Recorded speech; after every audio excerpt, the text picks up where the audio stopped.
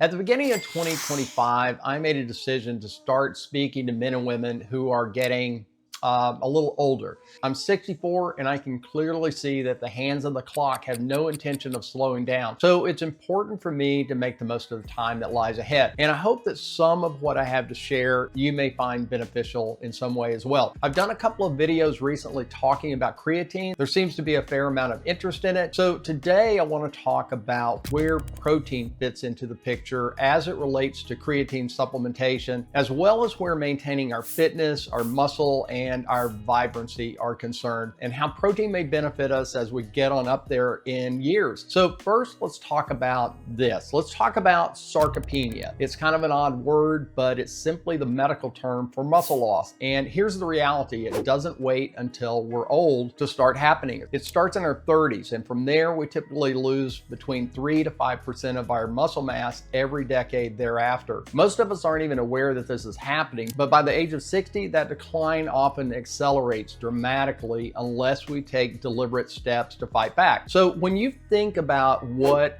aging looks like and you picture it in your mind, the bent over posture, sagging skin, the frailty, impaired declining mobility, we see people with these features every single day. We see the struggles of those in decline, and none of us want to go there quietly. And while aging is inevitable, looking and feeling weak doesn't have to be your reality. But what we're actually seeing when we think of those images, as well as seeing it play out in real life, isn't just aging. It's sarcopenia, it's muscle loss. And it's this loss of muscle and strength that can make us look frail and much older than we actually may be. And it's what leads to physical decline, disability, and often loss of independence, and even the possibility of an early demise. So if you watch these last two videos, you likely already know what creatine does. You know it recharges the cell's chemical power source, which is a molecule called ATP. Our bodies make between 1 to 3 grams of creatine every day, which allows us to function and for our muscles and our brain to expend energy and to perform work. And we also know that creatine reserves are limited, but that they can also be optimized through supplementation, and that 3 to 5 grams of creatine per day can enhance our muscles to recover more quickly, to improve muscle endurance with exercise, as well as promoting muscle strength and growth. With higher doses of creatine, there's evidence of enhanced mental clarity, resilience to fatigue, brain fog, sleep deprivation, as well as evidence of creatine's potential benefits for those with traumatic brain injury, Parkinson's disease, Alzheimer's, stroke, and even heart failure. But what about protein? Why is it important? What's the big deal? Well, protein is what muscle is made of, and muscle is built from amino acids, the majority of which come from our diet. The most concentrated forms of protein tend to come from animal sources: chicken, fish, beef,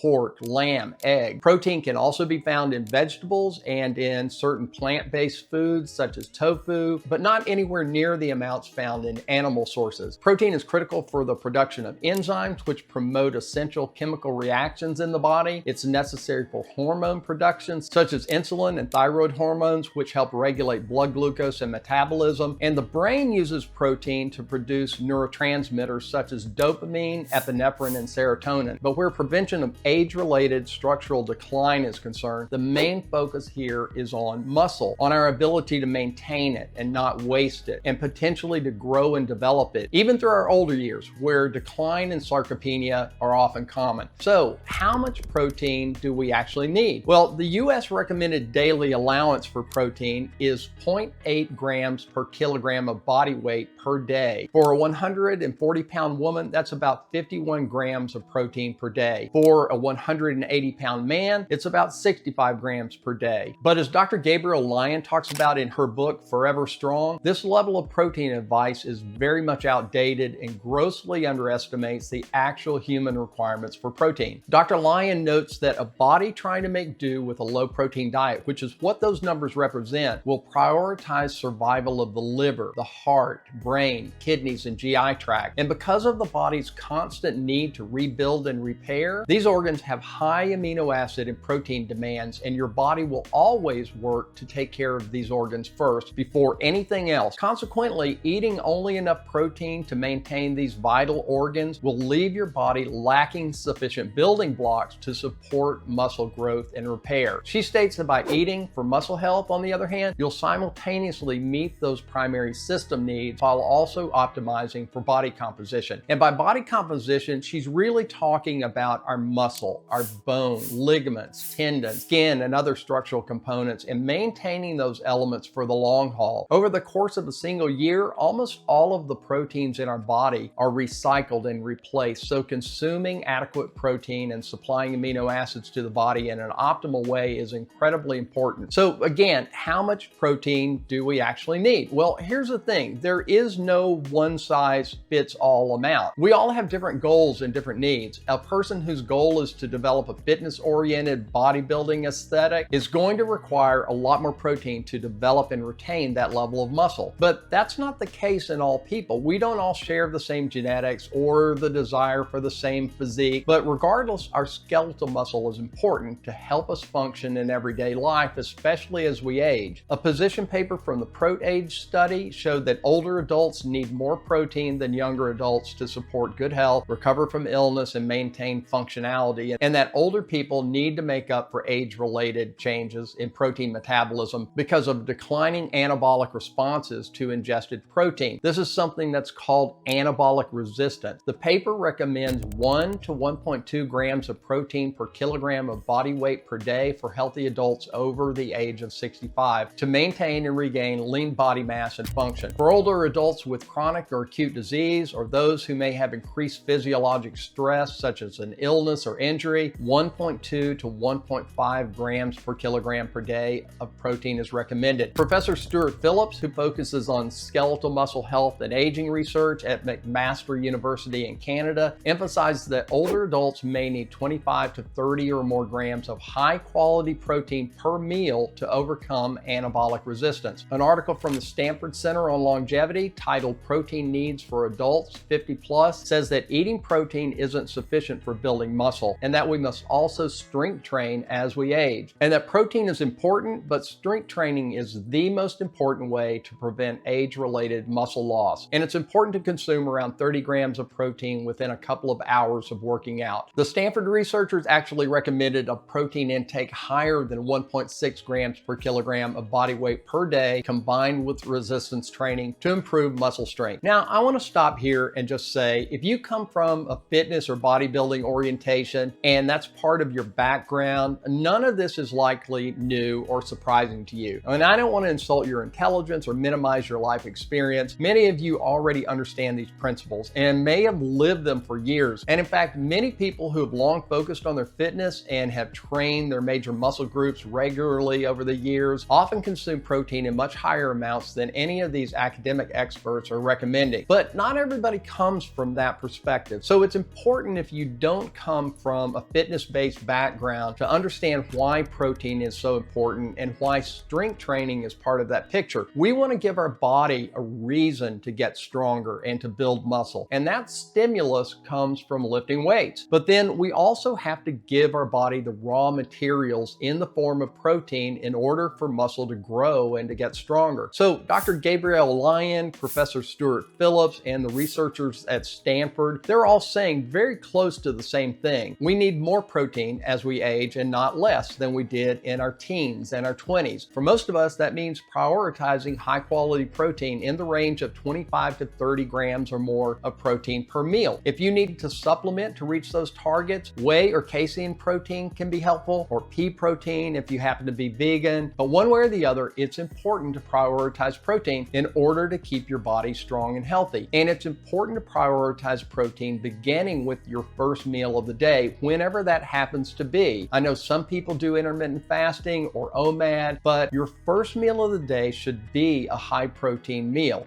I had a hip replacement 14 months ago, and leading up to that point, I knew my mobility was at risk. I lost muscle mass in my glutes, in my thighs, and in my calves. And as my worn out hip impacted my exercise capacity and my limp became more pronounced, I saw sarcopenia in real time, and it was something that I couldn't ignore. Rebuilding strength in those muscles post-surgery hasn't been easy, but ignoring ignoring that muscle loss hasn't been an option for me either. We're fortunate to be living in a day and age where as we do get older, there are more and better ways to keep us mobile and moving forward with strength and vitality in ways that haven't always been available to everyone during each generation. Meeting our protein needs is important. Many people can do it with their diet alone, consuming high quality sources of protein. For others, it can be more of a struggle. That's where supplemental protein powder and bars can be helpful. Creatine works like an amplifier, boosting the effectiveness of your workouts and helping your body train harder and recover faster. But combined together, creatine and protein create synergy,